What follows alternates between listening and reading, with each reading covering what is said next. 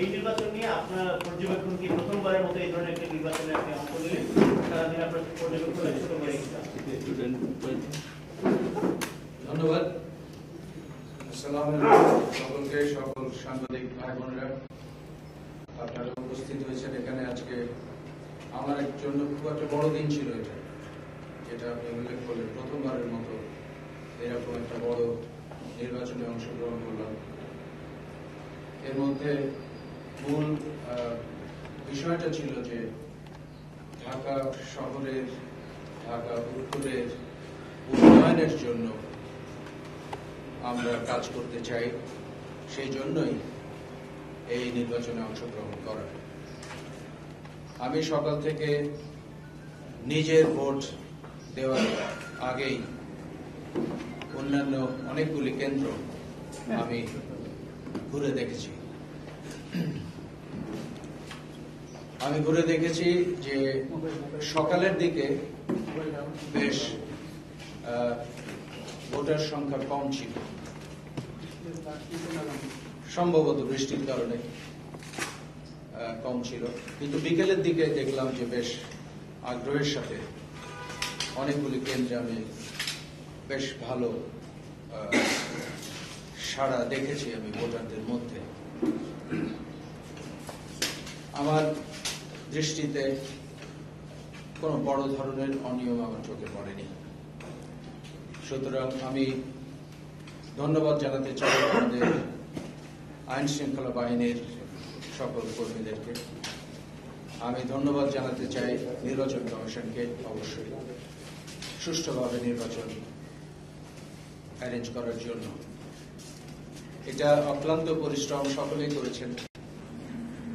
আমি ধন্যবাদ জানাবো আমার পার্টির ছাত্র এবং যুব সংগঠনগুলির সকল কর্মীরা যেভাবে কাজ করেছে দিনরাত কষ্ট করে, সেটার জন্য আমি তাদের কাছে কৃতজ্ঞ। আর এটা না বললেই নয় যে আমাদের চেয়ারম্যান সাহেব জনাব হুসেইন মোহাম্মদ এরশাদ সাহেব আমাকে যে মনোনয়ন দিয়েছিলেন, এটাও একটা কিন্তু বড় সিদ্ধান্ত ছিল। আমি এ পর্যন্ত সারাদিন বিভিন্ন স্থানে ঘুরে যে বিষয়টা লক্ষ্য করলাম সেটা হচ্ছে যে মানুষের আগ্রহ কিছুটা হলেও ফিরে এসছে। মানুষের আগ্রহ ভোটের দিকে, নির্বাচনের দিকে। এই নির্বাচনের মাধ্যমে আমার ধারণা যে রেজাল্ট যাই হোক, ভোটারদের আগ্রহ আমার অংশগ্রহণের, সম্ভবত আমার অংশগ্রহণের কারণে ভোটারদের আগ্রহ অনেকখানি ফিরে এসছে। ভোটাররা, এই কথাটা কেন বললাম, ভোটাররা পরিবর্তন আসলে দেখতে চায়। ঢাকা উত্তরের নগরবাসী, বাসিন্দা যারা আছেন, তারা অত্যন্ত সচেতন, শিক্ষিত, সচেতন লোক। এনারা বোঝেন যে কে বা কারা, কোন ব্যক্তি বা কোন প্রার্থী সঠিকভাবে তাদের মনের আশা, তাদের নগর জীবনের যে প্রত্যাশা, সেইটা পূরণ কে করতে পারবে, আমার ধারণা সেটা বোঝার ক্ষমতা ঢাকা উত্তরের নগরবাসীর রয়েছে। যেটা বললেন, ভোটের সময় শেষ হয়ে গেছে, ভোট গণনার সময় শুরু হলো। আমার ধারণা, যেটুকু ফিডব্যাক পেলাম বিভিন্ন জায়গা থেকে, আমার ধারণা আপনারা যে রেজাল্ট দেখবেন সেটা একটা প্রতিযোগিতামূলক রেজাল্ট আমরা দেখতে পাব। আপনারা জানেন যে তরুণ সমাজ আমার খুবই প্রিয় একটা জনসংখ্যা। তরুণ সমাজ কিন্তু আমার সাথে রয়েছে এবং তাদের যে সাপোর্টটা আমি এতদিন ধরে ক্যাম্পেইনের মধ্যে দিয়ে দেখেছি, সেটা অবিশ্বাস্য রকম। আমার সাথে যে সকল কর্মী ছিলেন তারা সকলে দেখেছেন যে উৎসাহের কোনো ভাটা নেই। সেটা শাফিন আহমেদের জন্য, সেটা জাতীয় পার্টির জন্য, সেটা লাঙ্গলের জন্য। আমি 40 বছরের বেশি সময় ধরে সংস্কৃতির অঙ্গনে যেভাবে কাজ করে এসেছি সফলভাবে, সেটার কিছুটা ছোঁয়া পাওয়া যায় আমি যখন সত্যিকার অর্থে মাঠে নেমে মানুষের সাথে মিলিত হতে পারি। সেটাই হয়েছে গত কয়েকদিন ধরে। সময়ের স্বল্পতা ছিল আমাদের, তারপরেও আমাদের নেতাকর্মীরা খুব কঠোরভাবে কাজ করেছে, এখনো পর্যন্ত কাজ করছে, তাই তাদেরকে বিশেষ ধন্যবাদ দিতে হয়। তবে আমার জন্য তো এই পথ চলাটা একেবারেই নতুন। আমি রাজনীতির অঙ্গনে নতুন, অভিজ্ঞতা অর্জন করতে হবে আরো। কিন্তু আমার ভরসা, আমার যে শক্তিটা, সেই শক্তিটা হচ্ছে সাধারণ মানুষের যে সাপোর্টটা, যে ভক্তকুল রয়েছে আমার, যে ভালোবাসা এবং সম্মান আমি পেয়ে থাকি, ভালোবাসা এবং সম্মান আমি পেয়ে থাকি সাধারণ মানুষ থেকে, এটাকে কোনো অর্থ দিয়ে মূল্যায়ন করা যাবে না। এই জিনিস খুব আবেগপ্রবণ একটা ভালোবাসা। এটা আমি গভীর রাতেও 12:30টার সময় ওই দিন ঘুরে আসছিলাম, সেখানে মোড়ে মোড়ে আমি দেখেছি যে বৃদ্ধ তরুণ সকলে আমাকে দেখার জন্য অপেক্ষা করে রয়েছে। একটু ভেবে দেখুন যে আমার জন্য প্রথম নির্বাচন, এই প্রথম নির্বাচনে রেজাল্ট যাই হোক, এই প্রথম নির্বাচনে যে পরিমাণ সাড়া পেয়েছি, আগামীর জন্য আমি মনে করি আমি একটা দৃঢ় পদক্ষেপ রেখেছি রাজনীতির অঙ্গনে। এই ভালোবাসা, এই সম্মান আমি কোনো কথায় বলে বোঝাতে পারবো না। আমি যা দেখেছি তাতে যে কোনো দল বা আদর্শ নির্বিশেষে সকলেই আমাকে জড়িয়ে ধরেছে। অর্থাৎ আমার প্রতিপক্ষের কর্মীরাও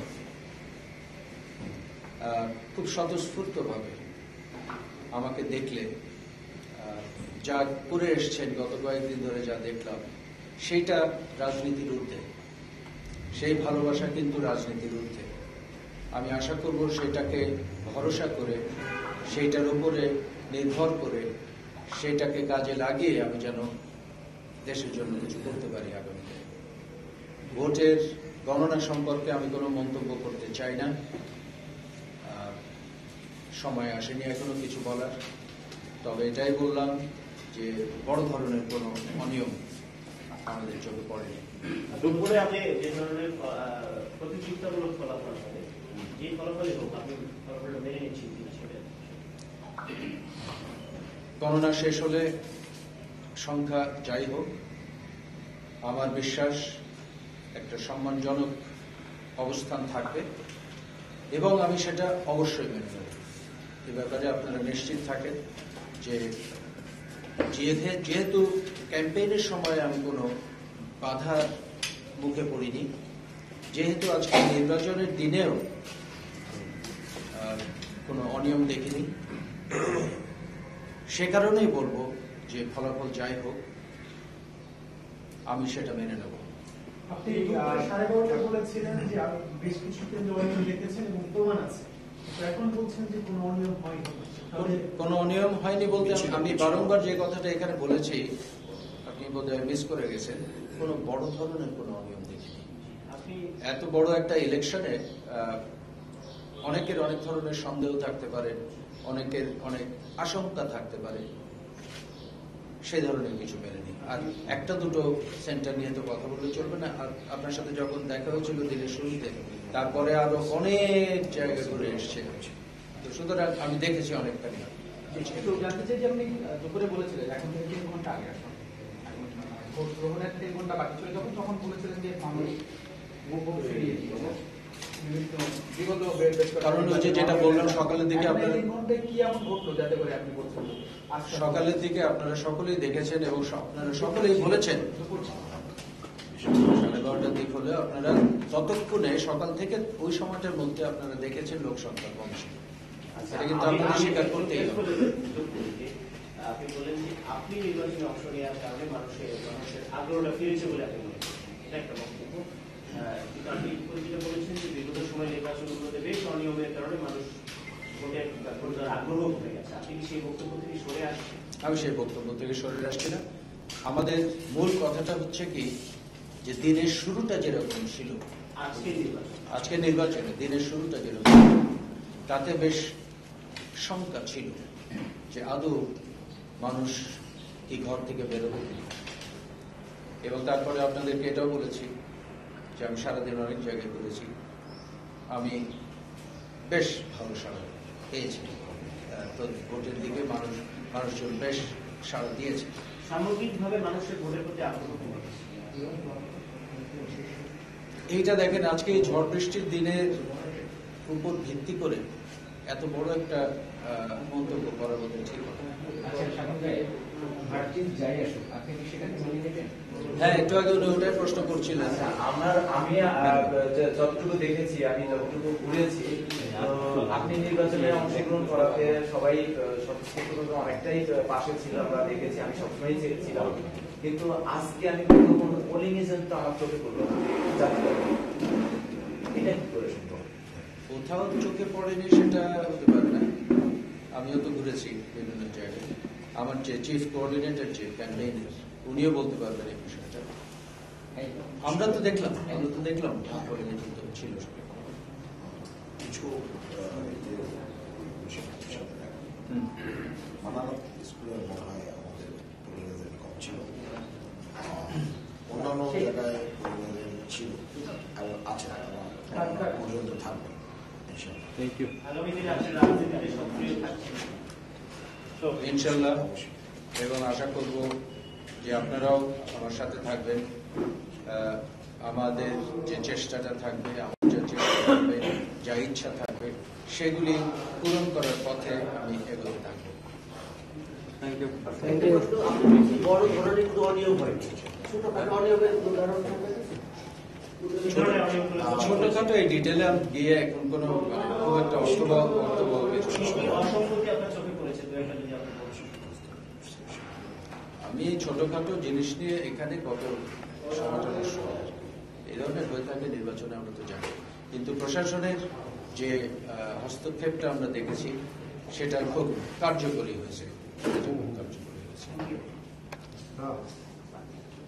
ধন্যবাদ। Thank you. অনেক ধন্যবাদ আসার জন্য।